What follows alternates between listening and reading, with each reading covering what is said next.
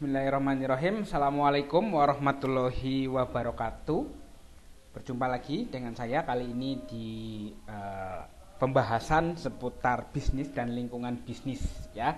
Sebelum kita ke pembahasan ya, kita lihat di sini ada sebuah potret di mana ada seorang yang berjualan bensin ya, sepertinya ya, berjualan bensin dan ini di depan pom bensin. Nah, ini hal yang sepertinya menjadi lucu sekaligus ambigu ya, bagaimana seseorang berjualan bensin eceran ya di depan pom bensin. Nah, hal ini sebenarnya meme untuk lucu-lucuan saja ya, tapi tentu saja kalaupun ada yang seperti ini ya, maka akan ada pertanyaan besar, apakah itu bisa laku karena di depannya adalah pom bensin sementara si orang ini sedang melakukan penjualan bensin eceran ya.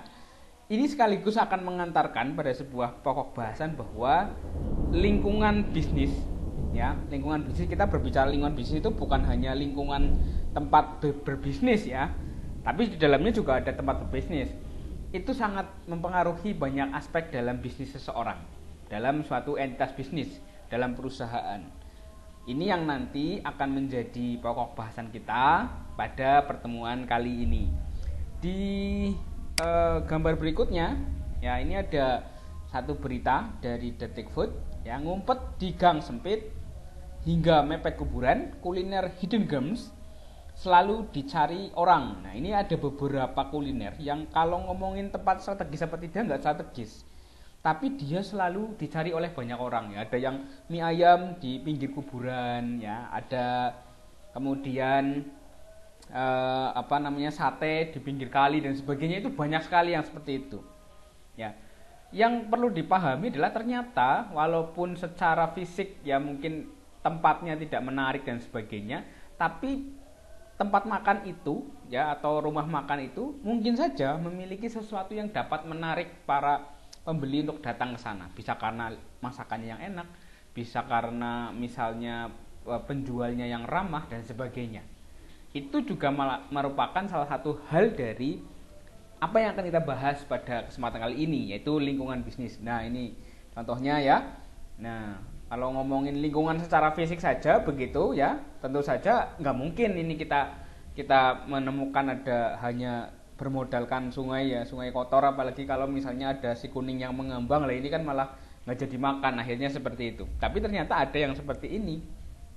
Nah, aspek-aspek lingkungan, bukan lingkungan fisik ya, tapi lingkungan dalam bisnis, ini akan kita pelajari hingga kita bertemu dengan sebuah konsep yang seperti ini. Ternyata walaupun secara physically itu memungkinkan untuk tidak ada bisnis di situ, tapi ternyata bisa. Nah, ini yang nanti menjadi hal-hal yang kita lihat. Nah, ini kalau yang pernah main ke Purwokerto begitu ya. Ini kalau kita lihat getuk goreng Tohirin ini, dia berjejer-jejer tapi sama ya. Sama getuk asli Haji Tohirin itu. Yang asli yang beneran yang mana saya nggak tahu. Tapi ini kalaupun kemudian ada yang tidak asli atau ada yang asli ya, kenapa harus berjejer-jejer seperti itu ya? Siapa yang akan beli di mana dan toko mana yang akan lebih ramai? Ya, kalau ini pemiliknya satu, kenapa mesti bikinnya dalam satu deret seperti itu? Nah, ini juga menjadi pertanyaan.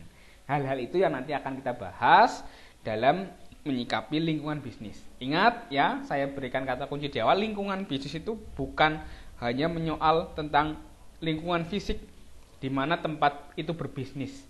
Ya, ini harus menjadi garis bawah agar kita tidak terjebak pada diksi lingkungan. Nah, contohnya misalnya ini ya, perusahaan dan juga lingkungan bisnis perusahaan. Kita akan membahas hal itu. Pertama-tama kita tentu saja membahas tentang pengertian perusahaan.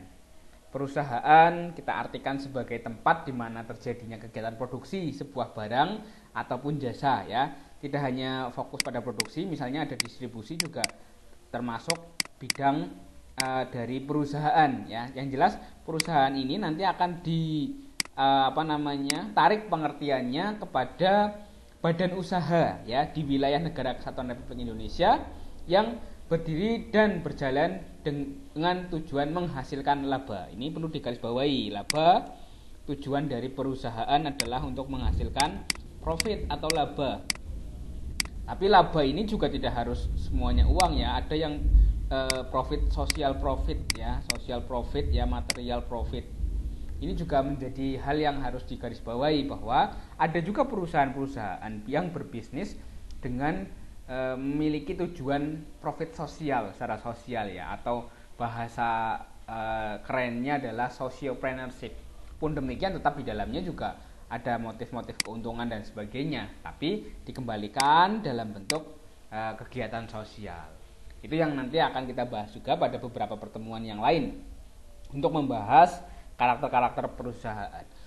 Kemudian pengertian-pengertian ini ya digarisbawahi pada Undang-Undang Nomor 3 Tahun 1982 tentang wajib daftar perusahaan ya. Ini yang menjadi pedoman. Pun demikian sebenarnya pengertian dari perusahaan itu sangat banyak sekali. Ya, ada yang dikatakan perusahaan itu adalah suatu entitas bisnis yang dia itu terlembaga dengan baik atau memiliki lembaga dan lain sebagainya. Baik itu CV, PT, kemudian perseorangan, perseroan dan sebagainya. Tapi sebenarnya kita tidak boleh menyempitkan makna perusahaan itu ke dalam lembaga saja, tapi kita fokus pada tempat di mana terjadinya kegiatan produksi sebuah barang atau jasa ya. Itu adalah perusahaan. Nah, dari pengertian perusahaan ini kita bisa memahami bahwa perusahaan ini adalah sebuah sistem di mana perusahaan akan terdiri dari komponen-komponennya ya. Sebuah sistem artinya si perusahaan ini akan dipengaruhi oleh banyak komponen di dalamnya ya. Ada komponen-komponen yang saling berkait untuk menyusun sebuah perusahaan, baik itu misalnya dari segi pemasarannya, kemudian SDM-nya, kemudian modalnya, kemudian strategi bisnis dan lain sebagainya. Ya, ini adalah dasar dari pengertian perusahaan sebagai sebuah sistem. Artinya perusahaan ini bisa dari beberapa unsur yang saling berkait. Unsur-unsur saling berkait ini yang nantinya akan mendukung perusahaan untuk melaksanakan kegiatan usahanya. Nah, sebagai sebuah sistem, ya perusahaan ini sangat terkait dengan lingkungannya, lingkungan perusahaan, karena sistem yang ada seperti ini ya, komponen-komponen ini juga akan berkaitan dengan lingkungan-lingkungannya masing-masing. Contoh misalnya salah satu unsur dari perusahaan adalah sumber daya manusia. Maka sumber daya manusia ini sangat terkait dengan lingkungan sumber daya manusia itu. Kualitas karyawannya bagaimana, keramahannya bagaimana, good looking atau tidak, menyenangkan atau tidak, dan lain sebagainya. Ini menjadi dasar sebuah perusahaan itu nanti akan mencapai tujuannya. Demikian juga dengan unsur-unsur yang lain. Sehingga kita bisa simpulkan di sini bahwa lingkungan perusahaan memberikan pengaruh yang besar dalam pengambilan keputusan bisnis di suatu perusahaan. Dengan berubahnya lingkungan perusahaan, maka akan berubah juga tujuan dari perusahaan dan strategi-strategi perusahaan. Artinya perusahaan ini harus mampu melakukan penyesuaian terhadap perubahan lingkungannya ya. Perubahan lingkungan ini harus disesuaikan oleh perusahaan ya. Contoh misalnya ini adalah kombinasi unsur-unsur ya. Ada di perusahaan itu membutuhkan sumber daya manusia, manajemennya juga harus ada, modal harus ada, pasar dan tujuan perusahaannya harus ada, alat dan bahannya harus ada, dan masih banyak lagi nih sebenarnya. Misalnya berkaitan dengan etos kerjanya juga harus ada ya, budaya organisasinya juga ada, harus ada, dan lain sebagainya. Nah, semua unsur-unsur ini itu akan membentuk sebuah kekuatan dari perusahaan. Dan unsur-unsur ini tentu saja terkait dengan lingkungannya masing-masing ya. Lingkungan, ini pasar dan tujuannya juga ada lingkungannya, lingkungan bisnis. Ya, misalnya kondisi politik, sosial dan ekonomi ya. Pasar bagus banget tapi pada masa pandemi ditutup. Karena apa? Kondisi kesehatan ya, kondisi sosial masyarakat yang harus lockdown dan sebagainya menyebabkan pasar harus ditutup. Maka perusahaan harus melakukan perubahan-perubahan. Ini bukti bahwa unsur-unsur ini juga sangat terkait dengan adanya lingkungan bisnis. Nah, ini yang akan menjadi pokok bahasan kita pada pertemuan ini. Contoh misalnya ini adalah lingkungan bisnis yang berubah, ya maka keputusannya juga akan berubah dari perusahaan tersebut. Ini kalau kita lihat ini adalah evolusi dari handphone dari masa ke masa ya. Dulu ini zaman dulu lah pertama-tama handphone itu ada ya seperti ini bentuknya. Mungkin dari kalian ada yang masih asing loh, itu kok bentuknya aneh seperti bukan handphone, karena sejak kalian misalnya mengenal handphone bentuknya sudah seperti ini misalnya. Maka dulu itu sebenarnya handphone itu seperti ini ya. Dia tidak ada kameranya ya, monokrom ya, isinya HP-nya layar hitam putih begitu. Kemudian dia muncul di inovasi kamera di sini. Kemudian muncul lagi kamera yang fungsinya itu lebih luas, artinya dia bisa digunakan untuk melakukan perekaman dan sebagainya, bukan hanya sekedar foto saja. Nah, kemudian muncul lagi handphone yang lebih canggih lagi dengan kamera yang terintegrasi. Kalau ini kan masih di luar. Kemudian muncul handphone yang sudah tidak menggunakan tombol, ada kamera terintegrasi, bahkan ada kamera depan misalnya. Itu berevolusi. Kemudian muncul handphone dengan operasi sistem tertentu. Muncul handphone lagi dengan super kamera dan sebagainya. Sampai dengan akhirnya seperti sekarang ini, handphone dengan macam-macam variasinya ya, dan ini menyesuaikan dari perubahan-perubahannya. Kenapa ini dikatakan menyesuaikan perubahan? Sebagai contoh misalnya dulu lingkungan sosial kita tidak begitu membutuhkan adanya potret yang bisa diupload di internet, karena memang tidak ada Instagram pada waktu itu, tidak ada Facebook pada waktu itu, tidak ada Friendster pada waktu itu. Baru setelah kemudian ada ya, orang kemudian berpikir bagaimana kemudian jika perangkat kita yang namanya handphone itu terintegrasi dengan kamera ya, seperti ini. Yang pertama ini ada kameranya tapi layarnya masih hitam putih. Artinya kamera itu digunakan hanya untuk menyimpan file, tidak bisa untuk membuka. Tapi ada filenya, dia harus transport ke komputer begitu untuk bisa melihat. Ada yang seperti itu. Orang kemudian karena ada perubahan sosial masyarakat, kebutuhan untuk selfie lebih tinggi, kebutuhan untuk aktif di dunia sosial media, maka kemudian akhirnya terjadi perubahan strategi, yaitu handphone sekarang lebih multifungsi. Awalnya hanya bisa foto saja, tapi kemudian handphone diformulasikan untuk menunjang kinerja. Muncullah smartphone dengan kapasitas seperti layaknya komputer, perangkat komputer. Di situ bukan hanya bisa untuk foto, tapi juga bisa untuk mengedit gambar, bisa untuk mengedit video, bisa untuk melakukan pengetikan teks, membaca PDF dan sebagainya. Sehingga itu sangat menunjang kinerja. Perubahan lingkungan ini yang kemudian menyebabkan perubahan dari tujuan perusahaan, bahkan perubahan strategi perusahaan. Nah, ini adalah pengertian lingkungan bisnis. Lingkungan bisnis ya, kalau tadi kita sudah membahas lingkungan bisnis itu mempengaruhi perusahaan tersebut, maka kita harus menggarisbawahi pengertian dari lingkungan bisnis ya. Lingkungan bisnis ini disebut sebagai keseluruhan unsur atau elemen yang dapat mempengaruhi perilaku dan kinerja organisasi untuk mencapai pendapatan atau keuntungan. Jadi keseluruhan unsur apa yang ada di lingkungan bisnis seseorang. Jika di sini adalah kumpulan penjual buah dan juga sayur-sayuran ya di sebuah pasar misalnya begitu, maka yang menjadi lingkungannya adalah siapa yang memasok buah-buahan ini, siapa yang akan membeli buah-buahan ini. Ya, kemudian siapa yang menjadi pegawai-pegawai di buah-buahan ini? Ya, infrastruktur jalannya bagaimana? Kemudian tingkat persaingannya bagaimana antara bapak ini misalnya dengan bapak yang berpeci ini misalnya. Ini ada hal-hal yang mempengaruhi secara keseluruhan, unsur-unsur yang mempengaruhi keseluruhan, baik itu secara langsung maupun tidak langsung. Itu disebut sebagai lingkungan bisnis. Bagian dari lingkungan, ya bisnis ini adalah lingkungan bisnis adalah bagian dari lingkungan yang secara langsung relevan bagi organisasi dalam mencapai tujuannya. Pengertian lingkungan bisnis juga bisa kita tarik ya sebagai sesuatu yang mendukung tujuan organisasi atau perusahaan. Ya, kalau kita kembali lagi ke tadi, ya kembali lagi ke sini ya, maka kita akan mendapati bahwa manajemen itu juga lingkungan bisnis. Modal itu juga bagian dari lingkungan bisnis. tujuan, alat dan bahan, sumber daya manusia juga bagian dari lingkungan bisnis. Kenapa? Karena ini mempengaruhi baik itu secara langsung ataupun relevan terhadap lingkungan, terhadap perusahaan untuk mencapai tujuannya. Nah, dari pengertian dari lingkungan bisnis tersebut, ya lingkungan bisnis ini terbagi menjadi beberapa bagian, ya. Yang pertama adalah lingkungan bisnis internal, kemudian yang kedua adalah lingkungan bisnis eksternal. Lingkungan bisnis internal ini adalah lingkungan bisnis yang secara langsung berpengaruh terhadap perusahaan.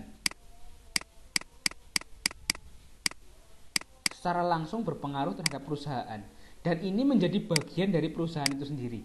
Tadi ada karyawan, ada modal, ada strategi, ada pemasaran, dan lain sebagainya, ya. Ini yang langsung mendukung perusahaan dari dalam. Ya, bayangkan kalau misalnya suatu perusahaan ini berada di ruang hampa, ya, yang tidak ada penghuninya, maka lingkungannya juga ada, namanya lingkungan internal, yaitu dari dalam mereka sendiri, unsur-unsur yang mendukung dari dalam. Kemudian lingkungan eksternal didefinisikan sebagai unsur-unsur, ya, atau lingkungan yang berpengaruh dari luar atau datangnya dari luar, pengaruh yang datangnya dari luar. Datangnya dari luar, masuk ke dalam mempengaruhi lingkungan bisnis. Lingkungan eksternal ini terdiri dari lingkungan khusus dan lingkungan umum. Lingkungan khusus ini disebut sebagai lingkungan mikro, lingkungan umum disebut lingkungan makro. Ya, lingkungan mikro ini adalah lingkungan yang secara langsung paling dekat dengan lingkungan bisnis eksternal. Contoh misalnya kalau ini adalah lingkungan bisnis, perusahaannya adalah perusahaan yang bergerak di bidang bisnis misalnya, ya, bukan social enterprise itu, ya, atau perusahaan yang berkaitan dengan laba, maka lingkungan khusus atau lingkungan mikro yang paling dekat adalah pemasoknya itu siapa, kemudian pesaingnya itu bagaimana tangguhnya, kemudian pasarnya seperti apa. Dia ada di luar perusahaan, tapi dia memberikan dampak secara langsung. Kalau kita tadi di sini, ya, di penjual buah ini, lingkungan mikronya atau lingkungan yang langsung itu adalah siapa yang mensuplai buah-buahan ini, siapa yang membeli, ya, atau pelanggannya, siapa yang bersaing, siapa yang menjadi pesaingnya. Itu adalah lingkungan bisnis mikro atau lingkungan khusus. Dan yang kedua adalah lingkungan umum, lingkungan makro, yang tidak berpengaruh secara langsung terhadap lingkungan eksternal. Contoh, kondisi sosial, politik, geografis, ekonomi, demografi, dan lain sebagainya. Termasuk kondisi politik juga. Ya, adanya pandemi COVID-19 merupakan bagian dari lingkungan umum atau lingkungan makro yang mempengaruhi perusahaan tidak secara langsung, walaupun dampaknya sangat besar. Nah, berbeda dengan pesaing. Kalau pesaing secara langsung akan mempengaruhi strategi perusahaan. Contoh misalnya penjual bakso, ya, mamang tukang bakso misalnya. Mamang tukang bakso tahu bahwa jam setelah Isya, nanti akan ada pedagang bakso lain yang lewat. Maka saya harus memutar strategi bagaimana supaya saya bisa mendapatkan pelanggan di komplek yang sama. Saya bisa datang lebih awal atau lebih akhir daripada mamang tukang bakso yang lain itu. Itu adalah lingkungan eksternal atau lingkungan mikro, eksternal mikro, ya, yang secara langsung. Kalau lingkungan umum, lingkungan eksternal makro, dia tidak secara langsung. Bagaimana kemudian misalnya di Indonesia sedang terjadi perubahan kondisi ekonomi pasca pandemi, ya, GDP kita turun, pertumbuhan ekonominya minus, sehingga terdampak pada para investor tidak mau berinvestasi karena takut rugi dan sebagainya. Akhirnya pasar dalam negeri misalnya mengalami ketidakminatan, ya, akhirnya rugi dan sebagainya. Itu juga menjadi dampak yang secara tidak langsung mempengaruhi, tapi posisinya itu bisa juga penting terhadap perusahaan. Ini lingkungan bisnis internal ya, saya contohkan, ini masih banyak lagi sebenarnya, bukan hanya ini ya. Misalnya sumber daya manusia, ya, manajemen atau pengelolaan, modal, pemegang saham, sistem informasi dan aliran informasi dan lain sebagainya. Ini lingkungan bisnis internal. Dia ada secara langsung di dalam perusahaan. Sumber daya manusia pasti ada, mamang tukang bakso pun dia adalah sumber daya manusia atau dia adalah lingkungan internal dari perusahaan tersebut. Manajemen pasti ada, pengelolaan. Ya, sekecil-kecilnya pengelolaan, misalnya katakanlah ada orang jualan, dia tahu bahwa modal saya 20.000, maka saya harus menyisihkan 20.000 setiap harinya untuk modal berikutnya. Perkara saya dapat uang 30.000, maka yang 10.000 itu adalah keuntungan. Itu pasti ada, ya. Kemudian modal dan juga peralatan. Ini juga bagian dari lingkungan internal ya, pemegang saham jika ada, jika itu adalah suatu PT misalnya. Kemudian sistem informasi dan aliran informasi. Informasi ya, informasi yang dikelola, bukan informasi yang datang dari luar ya. Itu adalah bagian dari lingkungan internal. Kalau informasi yang datangnya dari luar ya, informasi yang berkaitan dengan misalnya perubahan nilai saham dan sebagainya, itu adalah lingkungan bisnis eksternal. Tapi kalau pengelolaan informasi, misalnya katakanlah, oh saya harus setiap hari saya harus mengecek status saya di Shopee, misalnya ada penjual yang Shopee begitu, karena itu adalah manajemen informasi saya untuk mendapatkan info terkait dengan produk saya. Nah, itu maka disebut sebagai lingkungan bisnis internal. Ini contohnya ya, sumber daya manusia ya. Terjadi perubahan lingkungan pada masa pandemi, maka perubahan sumber daya manusia juga akan berubah. Ini misalnya konsep work from home atau bekerja dari rumah ya, sambil makan mie, sambil nge-zoom, sambil rapat dan sebagainya. Ini terjadi di masa pandemi. Terjadi perubahan sosial ya, komponen atau unsurnya berubah, sumber daya manusia. Sumber daya manusia ini juga merupakan lingkungan internal yang ikut berubah. Ya, maka tujuan perusahaan atau apa namanya strategi perusahaan juga akan mengalami perubahan. Tidak harus selalu tetap seperti itu, tapi dia juga perubahan, ada penyesuaian. Oh, karena lingkungan eksternalnya berubah, yaitu lingkungan sosial ya, selama WFH misalnya, maka karyawan juga dituntut untuk multitasking, walaupun dia sambil makan tapi sambil mengerjakan pekerjaan. Maka perubahan lingkungan sosial menyebabkan terjadinya perubahan unsur, yaitu sumber daya manusia. Karena sumber daya manusia ini juga merupakan lingkungan internal, maka strategi perusahaan juga akan berubah. Contoh misalnya peraturannya dirubah, boleh kalian kok kalau mau kerja sambil makan, akan tetapi targetnya harus terpenuhi misalnya. Nah, ini adalah contoh-contoh dari perubahan lingkungan bisnis yang menyebabkan terjadinya perubahan perusahaan, tujuan perusahaan, perubahan strategi perusahaan dan lain sebagainya. Ini contohnya modal dan peralatan ya. Ini adalah potret karyawan pramusaji di masa yang akan datang. Dia menggunakan robot.